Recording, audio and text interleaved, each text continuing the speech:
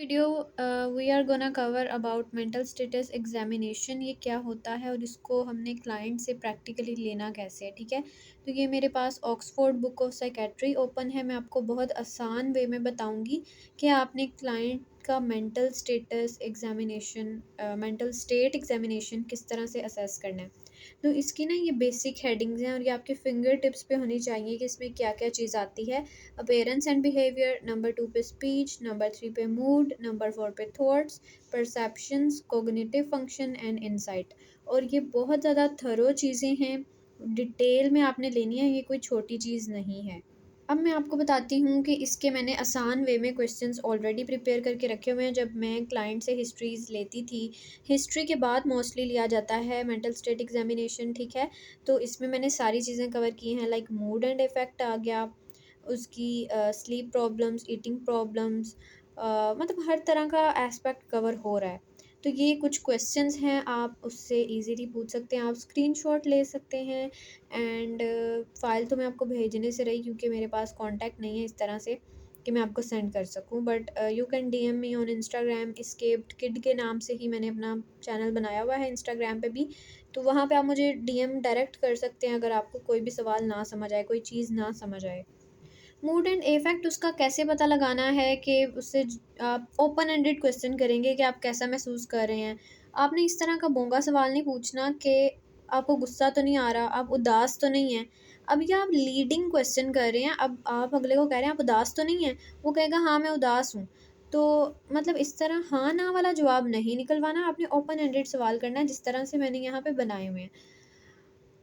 उसके बाद आपने ये अगर डिप्रेसिव पेशेंट है ना, तो ये सवाल बहुत अच्छे जाते हैं कि आप उनकी पिछली रूटीन पूछ रहे होते हैं कि पहले जो वो काम करते थे ना, डिप्रेसिव पेशेंट वो काम करना छोड़ देते हैं। पहले आप किन कामों में दिलचस्पी लेती थी, इससे उसकी प्री मॉर्बिड पर्सनालिटी भी असेस हो रही है, ठीक है। देखिए हम एक सवाल से कहाँ कहाँ पहुँच सकते हैं। स्लीप प्रॉब्लम्स में भी उसकी नींद के बारे में आप इस तरह के कुछ सवालात कर सकते हैं। सेल्फ केयर में उसकी जो स्किज़ोफ्रेनिक पेशेंट्स होते हैं ना, स्किज़ोफ्रेनिक साइकोसिस सिवियर डिप्रेशन के साथ, उनकी हाइजीन बहुत बुरी होती है। वो अपना ख्याल नहीं रख पाते, ठीक है। नहाना धोना हर चीज़ उनके लिए बहुत मुश्किल हो जाता है। डिप्रेशन का पेशेंट भी अपना ये सारी चीज़ें नहीं करता, और मतलब इर्द गिर्द उसकी जो लाइफ की फंक्शनिंग है वो ख़राब हो रही होती है और दूसरे भी उससे अफेक्ट हो रहे होते हैं। तो ये वाला सवाल उसकी बेसिक सेल्फ केयर को डील करेगा और इस तरह की चीज़ें आपको पता चल जाएँगी। फिर ईटिंग में भी डिप्रेशन जो डिप्रेसिव पेशेंट होते हैं उसकी ये सारी चीज़ें ही वेल फंक्शन्ड नहीं होंगी, ना खाना-पीना उसका ठीक होगा, ना सेल्फ केयर, ना सोना।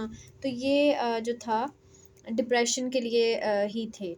लेकिन जनरली ये जो जितने भी सीवियर डिसऑर्डर्स हैं ना, उनके लिए ये सारे सवालात फिट जाएँगे। उसके बाद सब्सटेंस यूज़ को आप रूल आउट कर लें कि जब आम तौर पे इंसान इस तरह के मसाइल का शिकार होता है तो वो नशा या अद्वियात या शराब नोशी की तरफ जाता है।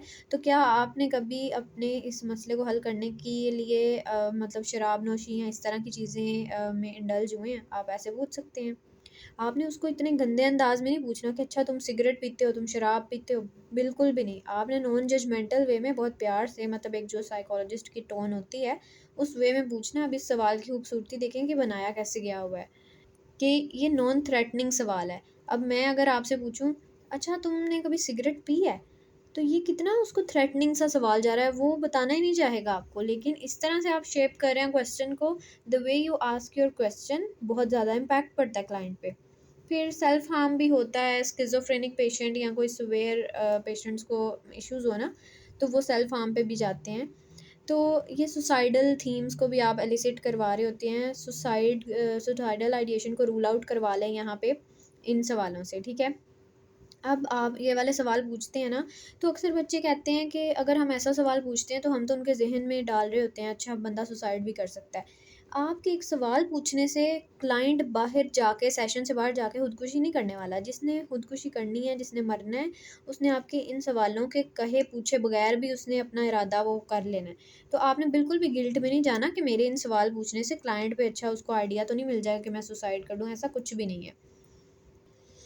ये वाले थोड़े से इररेलेवेंट हैं, आप देख सकते हैं इन सवालों को। ये ओवरऑल एक पीडीएफ बना हुआ है मेरे पास। तो اور یہ ادرز ہارم کی طرف ہے کہ دوسرے لوگوں کو بھی مطلب کوئی نقصان وغیرہ، کیونکہ آپ چیزیں رول آؤٹ کرا رہے ہوتے ہو مینٹل اسٹیٹ ہسٹری، جب آپ ہسٹری لے رہے ہوتے ہو نا تو آپ کو کلائنٹ کا پتہ چل جاتا ہے اچھا وہ سوسائڈل ہے، وہ اسکیزوفرینک ہے، تھوڑا تھوڑا آئیڈیا مل جاتا ہے نا کس طرف جا رہا ہے، تو پھر ادھر سے پتہ چلتا ہے اچھا اگر وہ سوسائڈل ہے تو وہ خود کو ہارم کرے گا، اگر وہ سائیکوسس کے ساتھ ہے تو ہو سکتا ہے وہ دوسروں کو نقصان پہنچانے کی کوشش کرے، تو یہ چیزیں آپ ساتھ ساتھ رول آؤٹ کر رہے ہوتے ہو. پھر ضروری نہیں سارے سوال پوچھنے ہیں، وہ آپ کے کلائنٹ کے کنسیپچولائزیشن کی پہ ڈپینڈ کرے گا.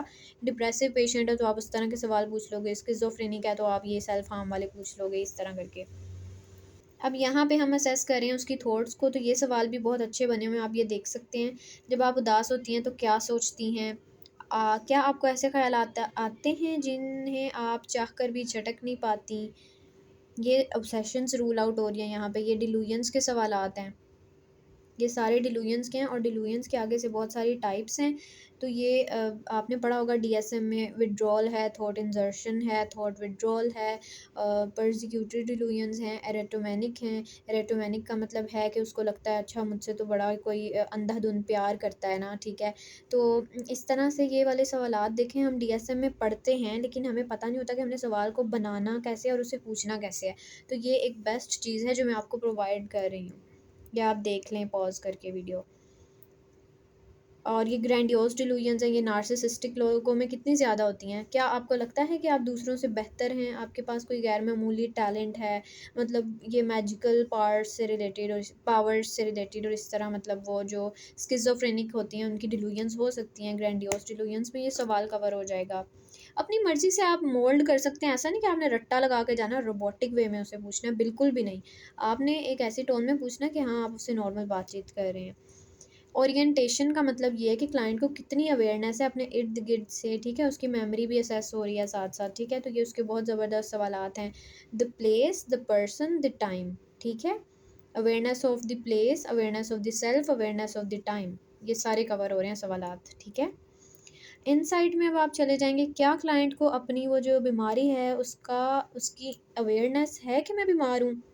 جو سائیکوسس کے پیشنٹس ہوتے ہیں نا، اسکیزوفرینیا کے، وہ کہتے ہیں کہ مجھے علاج کروانے کی ضرورت نہیں ہے، تم لوگ علاج کرواؤ اپنا، میں بالکل ٹھیک ہوں.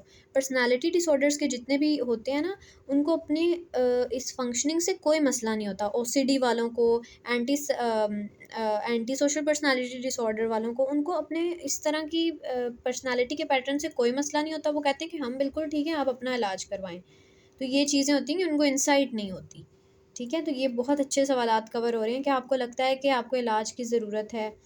اور آپ اس میں یہ بھی پوچھ سکتے ہیں اگر آپ نے علاج کبھی کروایا تھا تو پہلے یہ دیکھیں، پہلے کسی ڈاکٹر سے آپ نے علاج کروایا ہو تو اس کا کیا نتیجہ نکلا ہے. اکثر کلائنٹس کا پچھلے کسی تھراپسٹ کے ساتھ بہت برا ایکسپیرینس کیا ہوتا ہے، تو وہ بھی ان کی لائف میں ایک برا ایکسپیرینس ایڈ ہو جاتا ہے، جس کی وجہ سے وہ بدظن ہو جاتے ہیں تھراپی سے.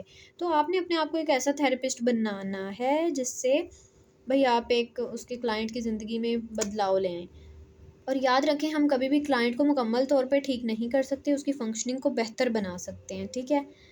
کیونکہ نیورو ڈیولپمنٹل ڈس آرڈرز یا جو پرسنالٹی ڈس آرڈرز ہوتے ہیں نا، ان کو بالکل بھی وہ نہیں کیا جا سکتا کہ بالکل جادو کی چھڑی گھمائی اور ٹھیک ہو گئے.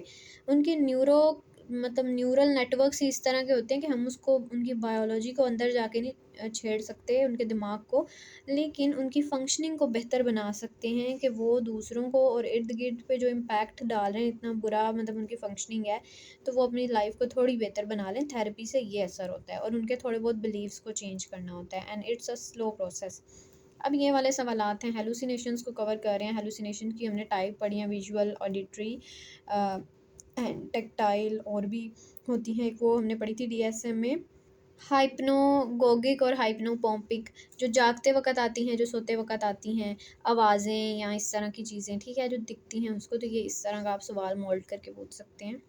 اس کے علاوہ وہ تو میں نے اردو میں آپ کو کویسچنس دکھائے تھے نا، یہ آکسفورڈ بک آف سائیکیٹری ہے، اور اس میں یہ جو ہیڈنگز ہیں کلیئرلی ڈیٹیل میں ایک ایک مطلب حرف بہ حرف چیزیں لکھی ہوئی ہیں کہ آپ ان سے اسیس کروا سکتے ہیں. یہ موڈ آ گیا، ان کا موڈ، یہ ان کی اسپیچ، موڈ میں ڈپریشن اور مینیا اسیس ہو رہا ہے. نیکسٹ یہ سوسائڈل آئیڈیشن کیسے پوچھنی ہے. موڈ میں انگزائٹی بھی آ گیا، ڈی پرسنلائزیشن، ڈی ریئلائزیشن کے تھاٹس آ گئی، obsessions، compulsions. اس میں اتنا واسٹ جو ہے آپ کو نالج ملے گا. پڑھنے کی دیر ہے آپ کی. Oxford book of psychiatry down load کر لیں گوگل سے، آئی تھنک ہو جائے گی. مجھے تو خیر یہ اپنے ڈپارٹمنٹ سے مطلب بچے شیئر کر دیتے ہیں نا، تو میرے پاس ہے. اتنی زبردست کتاب ہے، ضرور پڑھیں اس کو.